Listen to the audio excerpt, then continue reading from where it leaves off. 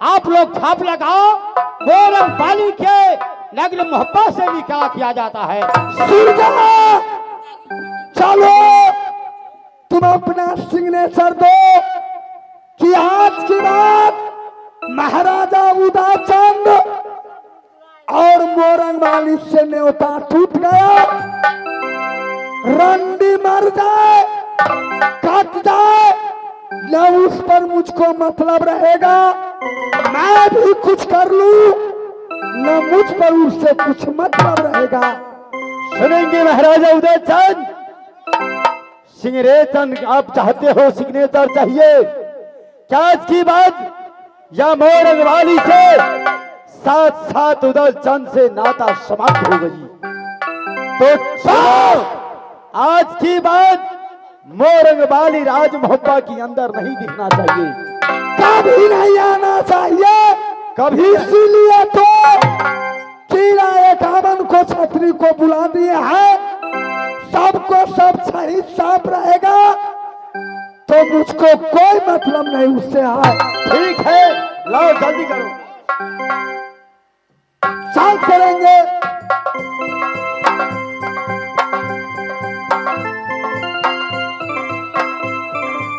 राजा भी छाप लगाए हैं। मैं तो पढ़ा लिखा नहीं हूँ, केवल औठा छाप हूँ। सब छतरी अपना सही करते हैं, मैं मूर्ख हूँ, मैं छाप लगा देता हूँ। क्यों नहीं? पढ़ने के बारे में तो गाय भैंसी चला के बाल फोड़ दिया, लोग सबको मार दिया।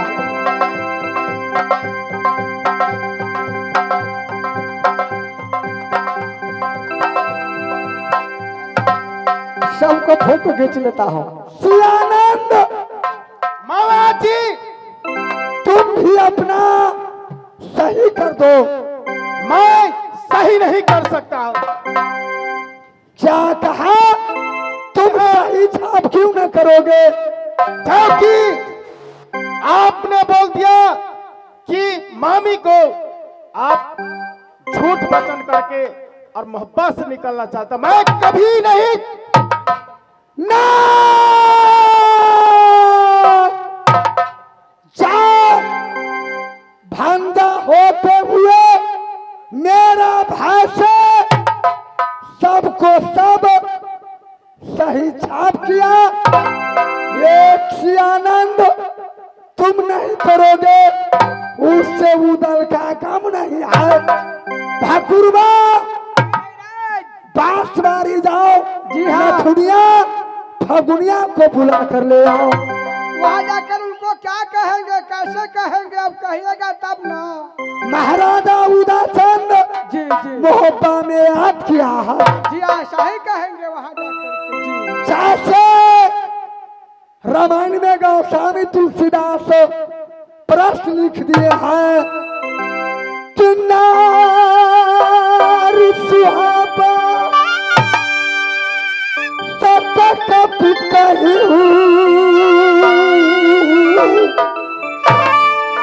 अजय गुनया सदाऊ रही हूँ।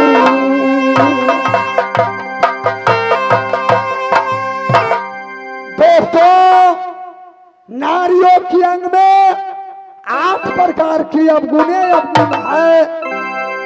गुण उसकी एक ही अच्छा है जो मनुष्य पैदा कर लेती है, नहीं तो सारी गुण नारी जितना भी हो अवगुण है। हो नारी नयन से दोस्तों न हो जिया,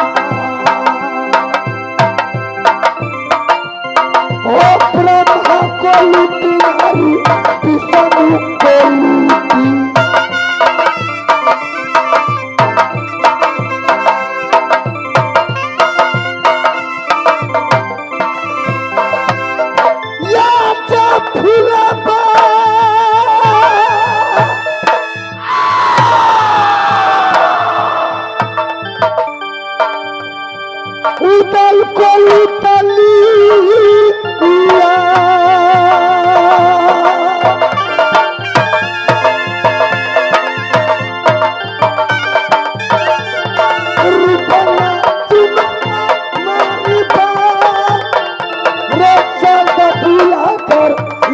के ओबरा के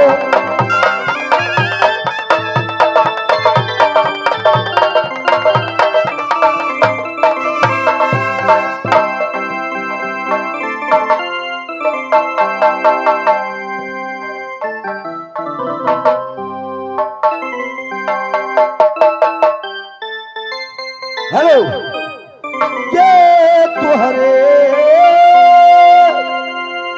करन में ये प्यार के ये पत्ता पर हमका मन गया जमीनिया और गेल हमारा आनी पर के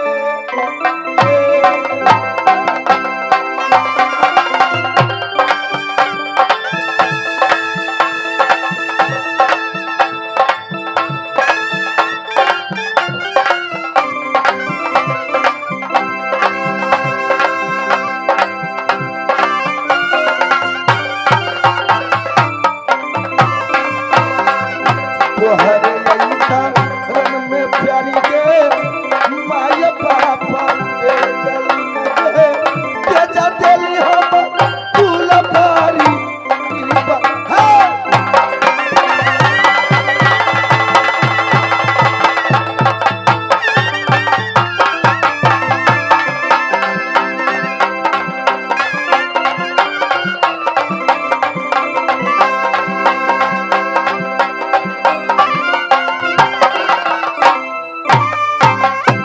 फागुनिया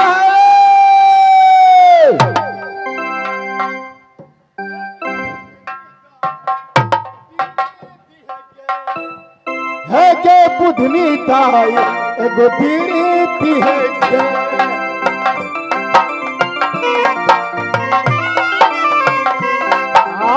पीरीति है के हुका पीरीति है के पीरीति है के हुका पीरीति है के बुधनी ताई एगो पीरीति है के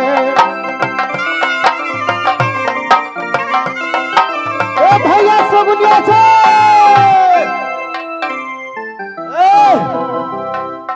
ऐसी शराब कलाली ने पिलाई है जो मेरा खोपड़ी घूम रहा है। आज चल खलाली के पास मजा चखा दूंगा कि गलत शराब देने की वजह क्या होती है। अरे तार बाबू दुल्हा बाबू दुल्हा अल्लाह बनी साजा बई या बराती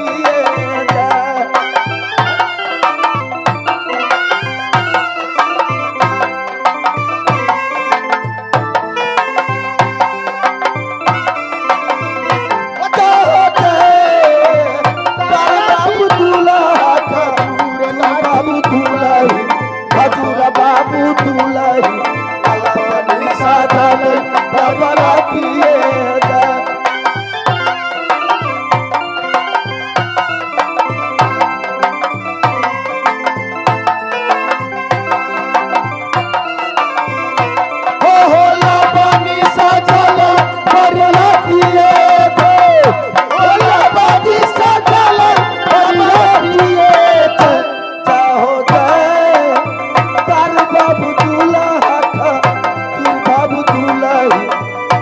बाबू दुलाई अल्लाह बनी साजा बई या बराती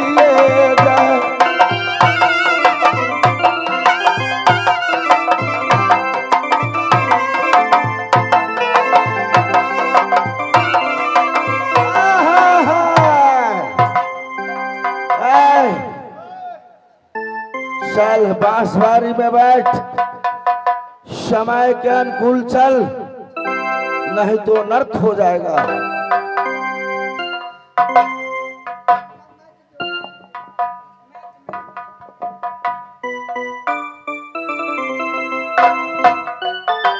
हेलो हेलो, ये भैया सगनुआ फगुनिया सब बसवारी में होते। सुनी जा, हम जाई छी भैया हमरा इंतजार करित होते। सगुनिया फगुनिया ये छोटका भाई हमर ना आयल बेल धुकबा तार पे तार के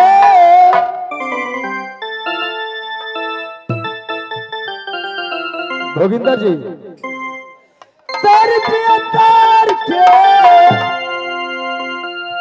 काटिया उतार के मार सार के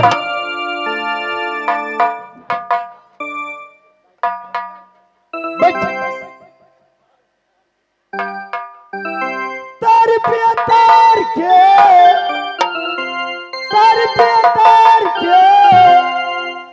काटिया उतार के मार सार के अरे मार सार के बेटा बिगड़ल है चमार के मार सार के बेटा बिगड़ल है चमार के मार सार के तार के काटिया उतार के मार सार के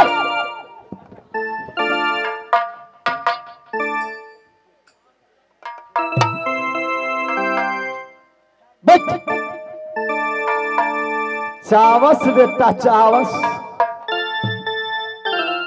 काल मडराई छो बेटा तोहर बैठ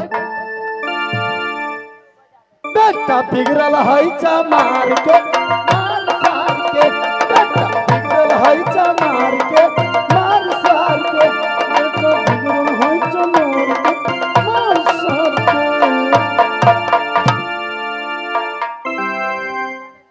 एके गो दुलरुआ सार है हमर देखे छी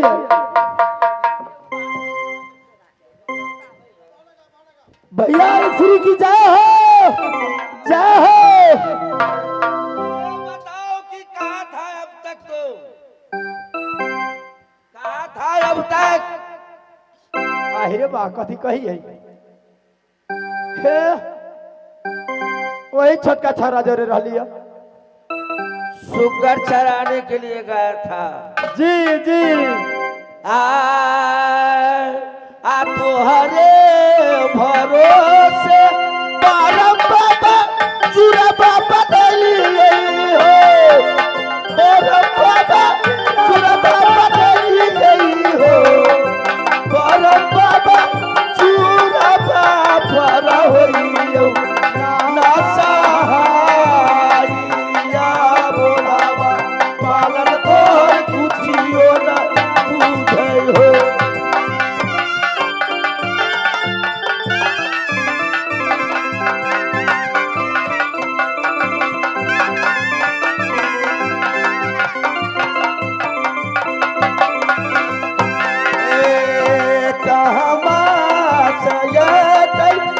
मैया खेल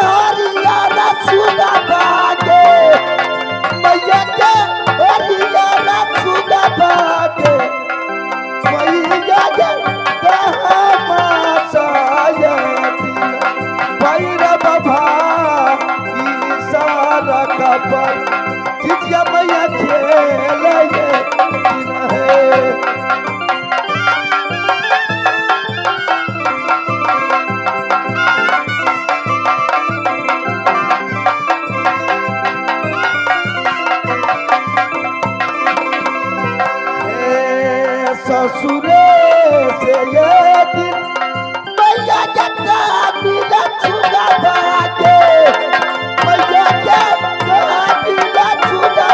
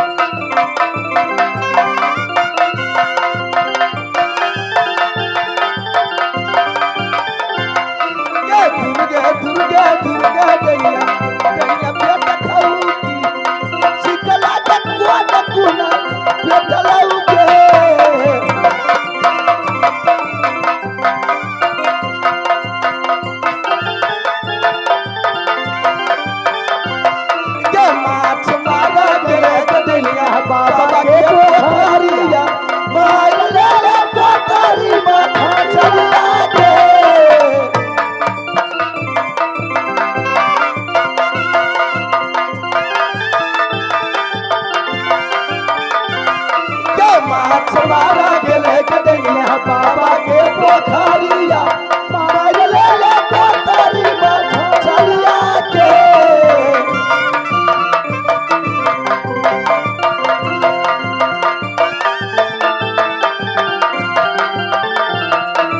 चल चल के दैनी कदम पर तोरा बेटा के खबर पर हम पर चल चल के दैनी कदम पर तोरा बेटा के खबर पर हम पर तोरा बेटा के खबर पर हम पर तोरा बेटा के खबर पर हम पर बाबू दीनानाथ के साखी दूध गदा में के तलवार में उखाड़ी छी बैठ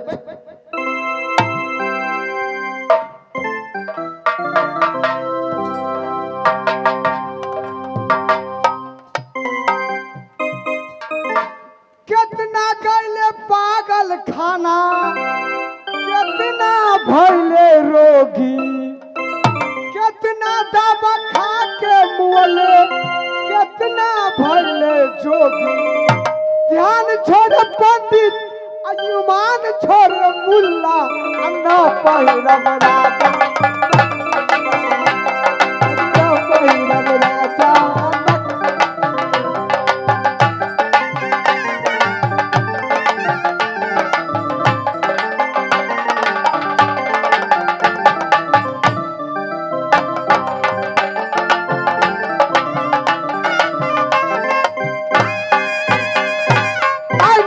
बुल्ला पर थाना दीवाना,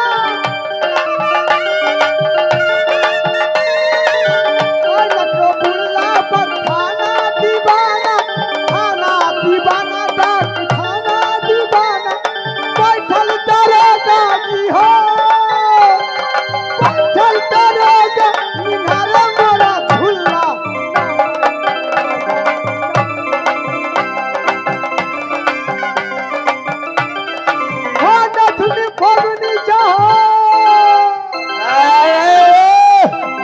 रे कौन रे बेटी सोच के बेटा हम हैं सिपाही बाबू, सिपाही बाबू। कौन सिपाही बाबू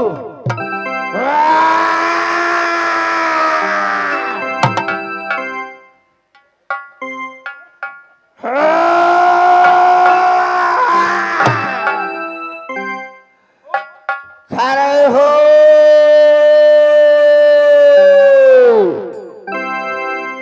कौन हो और कहां से आए हो मैं राज मोहब्बत से आया हूँ और रुदल महाराज तुम्हें बुलाया है। कौन से रुदल रुदल क्या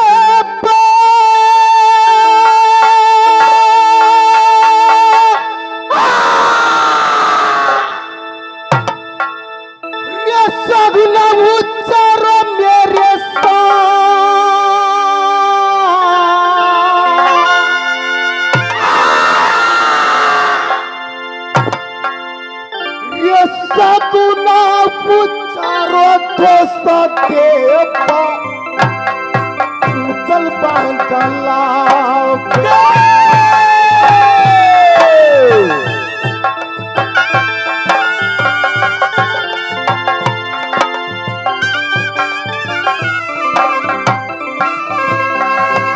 सगुना पुचारो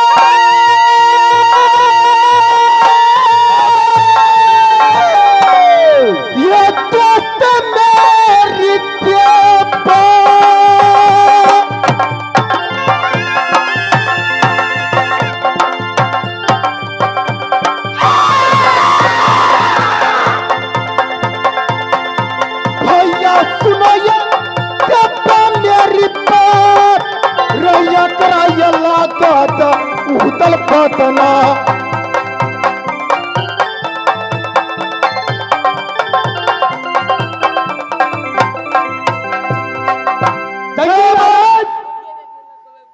जिस देश को राजा सुखित, अच्छा देश को प्रजा सुखित, जिस देश को राजा दुखित, वह देश को प्रजा सुखित। सही बात। बहुत अच्छे कुशल है राज भोपा की। भैया जी बोलो मैं ये कुशल है साला दूसरा उदल कौन साला उदल हो सकता है? इधर उदल है, इधर देवा है, इधर रुकना है। अच्छा